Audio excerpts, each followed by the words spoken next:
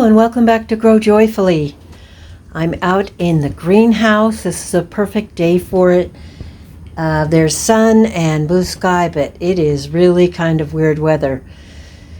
It's sunny one minute and kind of dark and sunny one minute, and now the wind is blowing like crazy. A little bit of rain going on, but that's spring for you. I thought I would give you an update and show you what's going on in my greenhouse. I did start tomato plants on the 6th of February. Some of them are up already. The pink brandywines are coming up. And here's one pineapple. You see it right there? And a rainbow's coming up. And those are the first ones of the tomatoes that have come up. I planted some broccoli, and they came up really fast, as you can see. These are just seeds from the dollar store that I thought I would get used up because I've had them a little while. I think seeds last for a long time, so please never ever throw away seeds if you think they're too old, because you have some sort of a chance by growing them, and if you don't grow them, you have zero chance. So don't waste your seeds. Go ahead and give them a try and try to see what you can get out of them. My daughter was given some lime trees of some sort, and she's transplanted them. And over here is an orange flame tomato that's up. Other than that, we don't have a lot. We have some Romanesco broccoli and some chamomile and a sweet potato that I've been taking care of and trying to get to grow. That's actually a sweet potato from the store, so that's kind of exciting. So that's what's going on in the greenhouse. We're still cleaning and organizing it, trying to get the herbs out of the herb dryer and into their containers and put away. My daughter was given some beautiful plants at a plant expo, and she's brought those home, and we're nursing those along. Yesterday, the day before, I planted another batch of tomatoes, Paul Robeson, Peron Sprayless, Black Crim, Dr. White Cheese back there. And then, here's Tiffin Mennonite. I did some purple cabbage, cauliflower, and then a couple of hot peppers back there. I do not eat hot peppers, but it seems like people like to buy them from us when we have our plant sale. So I make sure I grow some of those. Anyway, I just wanted to give you an update. It is February the 21st. I am so excited. I know a lot of wonderful people have birthdays in the months of January, February, March, but I would just kind of like to cut those months out and condense the year just a little bit. Weather and everything. It's the weather. That's all it is. It's the weather. I'd like to be outside growing. So I'm going to pot up some more tomato plants today. And I wondered if you just want to come along and watch and see what I do.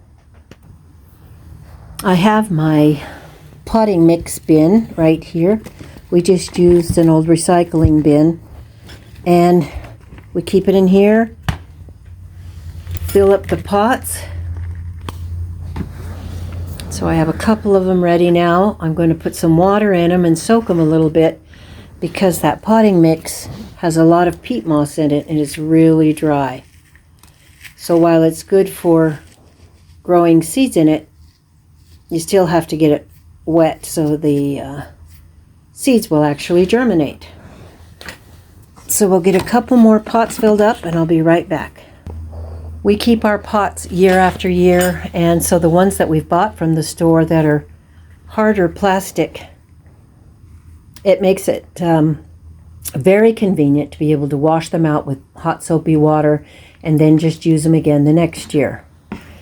This year I'm trying to use some of the tomato seeds that I collected. This one was from last year. I have some that probably go back to 2020, which is not unusually old for a seed. But I'm determined to try to use some of these old seeds that I have that I saved and to see how well they do. It'll be interesting to see how well the seeds do that I save on my own and how well the seeds do that I buy from my two favorite growers, M.I. Gardner and Baker Creek Seeds. I've got a whole bunch of seeds over here. So I have grown some of these this year, and we'll see if they take off at all. I'm going to get my notebook out and make careful notes of the seeds that were from our saving them and the ones that we bought from either Baker Creek or M.I. Gardner. I recommend you go over to both of those sites, and you'll see the plentiful varieties that they have, and I think you'll enjoy them as much as I have. The only downside to using your own seeds is you don't get on the internet and look at all the different varieties they have and have your mouth water over it and look forward to it. But I tell you, even though I have my own seeds, there are varieties that I don't have, and here's one of them. Orange Russolini, that's one of them. Here's another one, Mountain Princess. Never tried that one. I've tried Granny Cantrell's, but only 1 year, and I'm not really sure what kind of result I had. But I think there's a balance that you can strike between saving your own seeds and enjoying the new seeds from the new seed catalogs and online catalogs. So what we'll do is move these seeds, and I'm going to get the water in these pots just to soften up and soak up these little pieces of peat moss.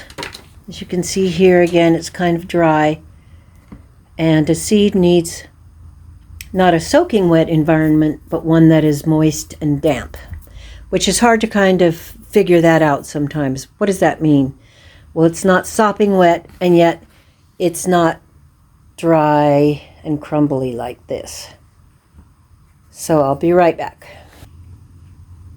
You just have to put a little water over it, and I always do this over a tray because obviously there are holes in the bottom of these pots, and the water will run all over.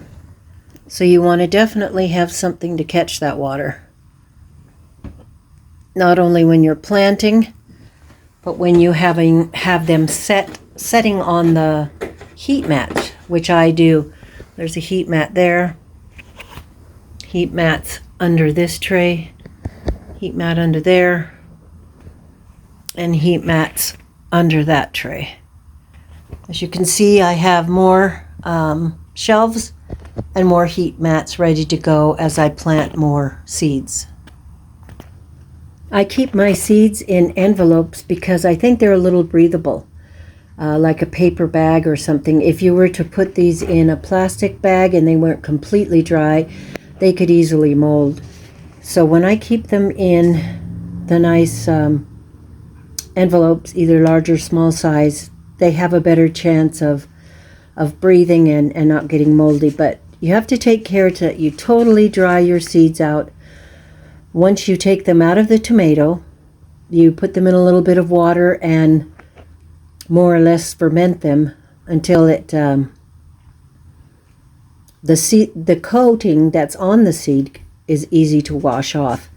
Then I wash them off in a strainer and label a paper towel and put them on the paper towel. I leave them there until they're completely well dry, and then I put them in the envelopes. So the first thing that we're going to plant today is an old German tomato. I absolutely have fallen in love with this. I've only planted it 2 years, and last year it was incredible. I had a bumper crop. They're beautiful. They're a yellow red streaked tomato inside, and mild and sweet and really prolific. Now it looks like I've got a lot of seeds here for just one little pot, but I like to start my seeds together in a pot like this. And then, as you can see over here, I have, when they're all grown up like this and they get big enough, then I take them out and separate them and put them in their own pots. So it looks like it might be a little crowded and crazy right now, but there is a method to my madness. These two handy dandy tools came with some sort of thing I got. I don't even remember. I just buy these things. I'm sure I probably got it at Home Depot. This is to help, as they say in England on Gardener's World, to prick out the plant. You see right here this little fork type thing. And then this part, you can also use it the same way. You can use it to help you separate the plants when they're bigger than what I just showed you, or you can also push down the seeds with it, either end.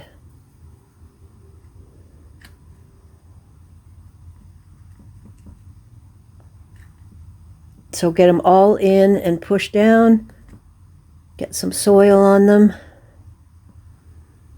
Then I usually water them a little bit again. And before I go on to the next kind, I will definitely label it. Even though I'm so careful with labeling it, I have mixed up so many of my different tomatoes. But in the long run, you know, they all come out and they're good and they're delicious. I am just kind of obsessive about what kind they are and how much they weighed each and how many pounds I got from each variety. Here's a picture of the old German tomato from M.I. Gardner, and it's a very, very beautiful tomato, like I said. Mine didn't seem to turn out to be quite so orange and reddy. They were definitely more yellow with a pinky orange streaking, but they're beautiful tomatoes and they're very prolific, and I got a 2-pounder out of this one. Here's a picture of the same variety from last year's package, and you see how it's maybe more orangey yellow. This is more what mine looked like. As soon as I've used what seeds I want out of my envelopes, I quickly get them taped back up so I don't end up having a spill. The next tomato I'm going to plant is the Sheboygan tomato. It looks very much like a paste tomato, like a Roma tomato, and it says that it's an indeterminate, first grown in Wisconsin by Lithuanian immigrants in the early 1900s. This variety has become a favorite paste tomato for generations. Its medium fruits have the perfect balance of sweetness and acidity. Ideal for sauces, but also delicious eaten fresh. And you can see right back here how Luke and the company have lots of information on when to start it, the days to germination, what temperature it should be in the place you're germinating it, how many days to maturity, plant spacing, fruit size, and etc. One little area of concern is there are only 10 seeds in that package. Now they only charge $2 for each package, but I don't remember them having so few seeds in each package. I really do like M.I. Gardner and Luke Marion and his family, but I'm a little bit concerned about this. But we're going to go ahead and plant the Sheboygan anyway. I planted all 10 seeds because I don't know how this germinates. I don't know how the year will go. I don't want to be waiting 2-3 weeks for it to germinate and see how many of them come up and then find that they really didn't come up and I'm behind. So I decided to plant the whole package, which was only 10 seeds. I have the seeds labeled because I forget which is which really quickly, so I make sure I do. I'm going to push down the seeds, just very little. Make sure they're covered up just a little bit. They don't like to be too deep. This potting mix that I have from Virgo is a little bit woody and has a lot of sticks in it. Not completely in love with it. So now that one's ready to go. And then I'll place them over on the heat mat. And I do about 3 or 4 different varieties a day because in the end, I probably do at least 30 varieties. I also keep my empty seed packets. First of all, I cut them at the bottom when I open them, so all the information at the top is more readily available. And then that's where I tape them if there's more seeds in the packet. And I just kind of work up from the bottom, because even if you're missing part of the picture, you still have the information. This is the first year I've planted the persimmon tomato, and the reason I was attracted to it because it's another beautiful yellowy orange tomato. They typically are lower in acid and a little bit sweeter, and I'm just crazy about them. This one is also an indeterminate, and it dates back to the mid-1800s. It's a Russian variety and is rust orange beefsteak style tomato. And it looks exactly like a persimmon, and when it's fully ripe, therefore that's why it was named that. It's a great slicing tomato. They're low in acid, as I said, but because of that, they have a lower, shorter shelf life. I do use these in canning the yellow tomatoes, but I make sure that I have citric acid that you can buy in the powder form from your local grocery store, and I follow directions for safe canning, so make sure you do that too. The mortgage lifter is the last variety that I'm going to plant for today. It's a big, beautiful, reddish, pinkish tomato. It's very reliable and very prolific. It is, of course, an indeterminate, and it's a beefsteak variety. I can't say enough about it. I think it makes my top 10, but my top 10, keeps getting bigger and bigger just because I can't do without them. But it's a wonderful, versatile tomato, and this is the picture, what it looks like. And these are seeds right here that we saved last year. So I'm going to plant this many, not because we will use all of these plants, but for one reason, kind of like for insurance, to make sure these little seeds germinate and come up, and also we will sell them at our plant sale. So these are the 4 varieties that I planted today. I watered them in a little bit again, so make sure they all get moist, the seeds get moist and have a good start. And I will be putting these on the heat mats, and tomorrow or the next day I'll be planting some more. I hope you found this video useful and enjoyable. Please leave me a like, share, and a comment, and I appreciate it very much. And don't forget to grow joyfully. We'll see you next time.